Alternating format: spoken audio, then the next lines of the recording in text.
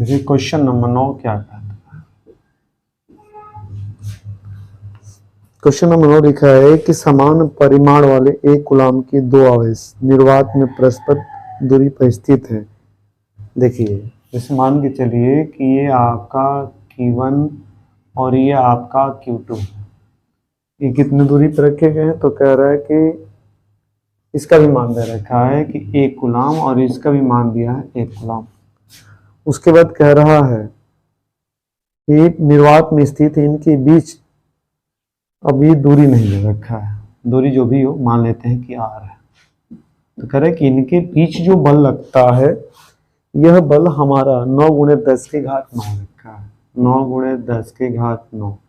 इसमें क्या होगा कि K का जो हम मान ले लेंगे तो K का मान हम लोग 1 लेंगे।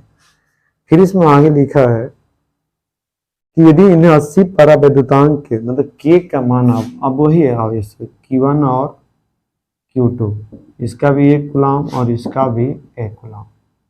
कह रहे कि K जो माध्यम होगा उसका मान 80 दे रखा है, कह रहे कि 80 है।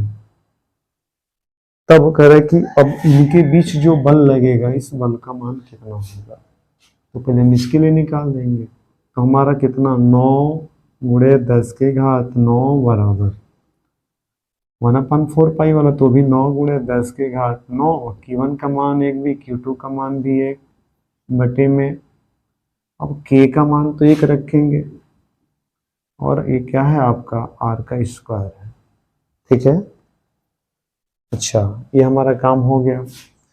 फिर हम देख, ये पहली स्थिति है तो इसको लिख सकते हैं, हम इसको कटा भी दे अगर यहाँ से जब देखेंगे तो हमारा R का स्क्वायर बराबर 1 आएगा और R बराबर निकालेंगे तो 1 आएगा।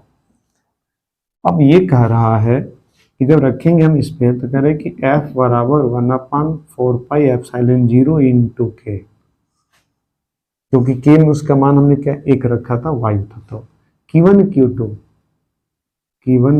Q2 बटे में R का स्क्वायर, F का मान हमसे पूछा, इस पूरे का मान 9 × 10 की घात 9 होता है। K का मान आपका 80 दे रखा है, गुणे 1 × 1 और R का मान भी 1 दिया है तो 1 का स्क्वायर करें तो 1 आएगा। ठीक है, अब इसको करेंगे क्या कि F बराबर, आगे एक 0 से ले लीजिए तो 90 और गुणे 10 की घात, ये आपका कितना हो जाएगा 10 की घात आपका हो गया 8 और बटे में कितना 80। अब देखो इसको कटा देंगे तो 1 बराबर 9 में 8 से डिवाइड करेंगे, जब 9 में 8 से डिवाइड करेंगे हम लोग तो लगभग ये आ जाएगा 1.125 आएगा ना, सॉरी कटा देंगे 1.125 और गुणे 10 की घात 8 न्यूटन का बल लगेगा। देखिए कितना बढ़िया क्वेश्चन दे रखा है। इस तरह से क्वेश्चन नंबर आपका 9 भी हल हो गया। अब देखेंगे क्वेश्चन नंबर 10।